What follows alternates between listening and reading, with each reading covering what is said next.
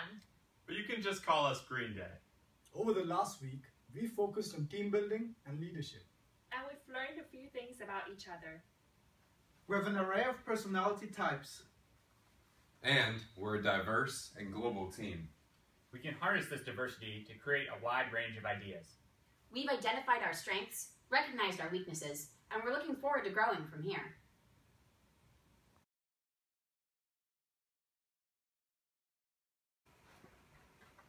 Throughout the week, I was very surprised by the respectful and positive culture in our team, and I believe this environment, positive reinforcement among team members, and culture of helping one another were one of the reasons why we excelled in the Legoman exercise. We delegated the task to each team member, but everyone stepped up beyond their functional roles, especially in the last moment where we were under high stress. Johan helped Caroline by correcting the pieces on the main body. Chloe and I stepped up to help Caroline to attach arms to the body in the correct direction. Arjun shared information of body parts to other members when he finished his parts early on. The important thing here was that we stepped up to help each other, not in an intrusive way, but in a very respectful way. And I think the reason we could navigate this unclear and somewhat sensitive area was because we had a great trust in each other. The first day session where we discussed our first impression and personal stories really helped to build our initial trust based on familiarity towards to the end of the week. And we have built this very strong, effective trust among each team members. And we felt that we are not just a team anymore, we are family. Another one of our moments of excellence is the way that we as a group have come to structure problems. Ben has been a huge facilitator in this. He has a strong ability to grasp where we're going as a whole, and we saw this in the hurricane video, where he rallied us together around a structure that allowed each of us to take turns sharing our strategies and build from there. Eventually, we determined that by making buckets of categories in terms of most, medium, and least importance, we could allow all of our voices to be heard and really create this facilitative process in which we're melding together to find the best solution. So in terms of structure for our discussion, should we all try to come up with a strategy that we agree on, and then we'll rank based on that strategy? Does that sound like a good option? The article Agreement and Thinking Alike suggests that corporate decisions should only be made after thoughtful consideration of counterpoints and criticism. While conflict hasn't necessarily been formally programmed into our process, we do advocate open discussion among team members, and opposing viewpoints have consistently surfaced in our sessions. Johan, in particular, has acted as a devil's advocate in nearly all of our discussions. He consistently seeks clarification, raises issues, and challenges underlying assumptions. And this has led us to go back and more closely analyze information at hand. The article states that fostering disagreement in a structured setting may actually lead to better decisions, and we've seen this firsthand, as our process has led to more informed solutions in nearly all of the week's exercises. A devil's advocate method, as opposed to a dialectic method, has worked well for our team, as it has focused us on relevant issues rather than on the process of structural debate. Here's a clip of Johan in action during the hurricane session. Just one question. Why did we put the matches on top and the canvas second? Because there is still the rain going on.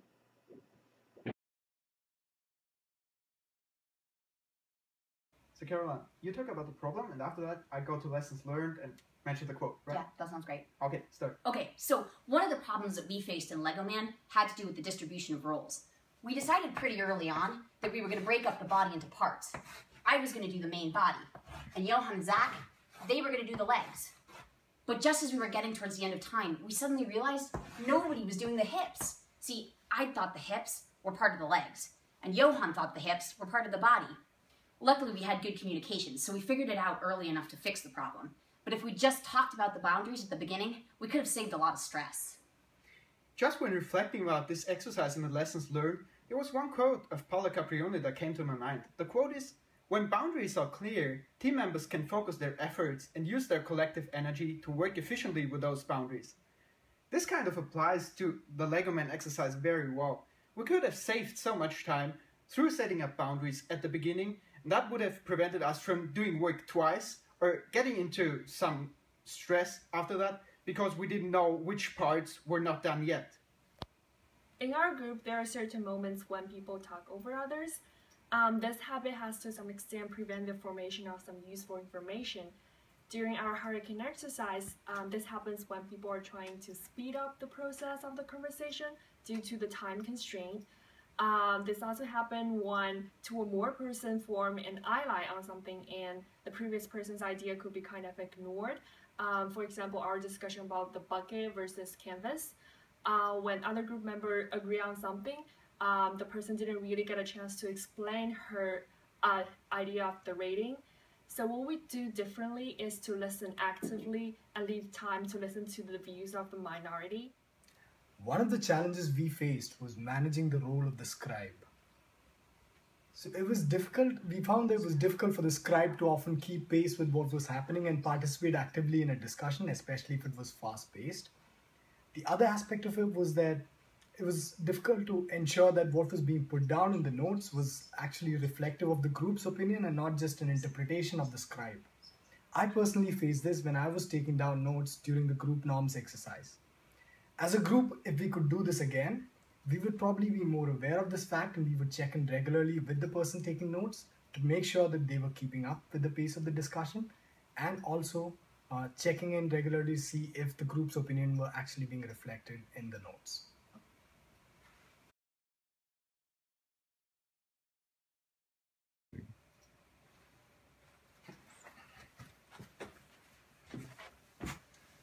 We have a mix of extroverts and introverts in our group.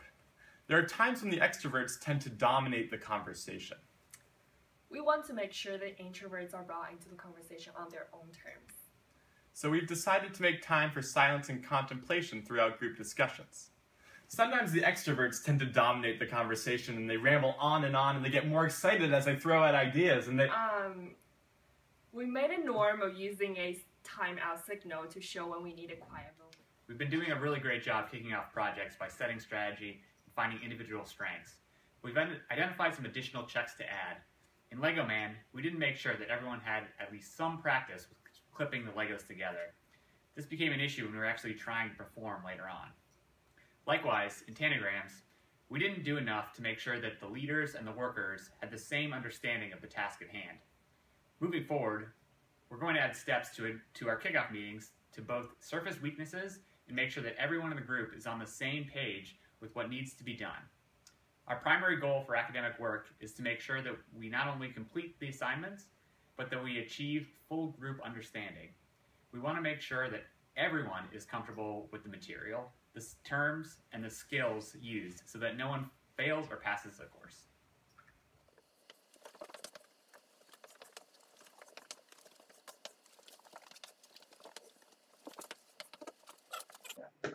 I'm happy. I think you did a great job. I think this is a good list. All right, everyone turn and smile at the camera.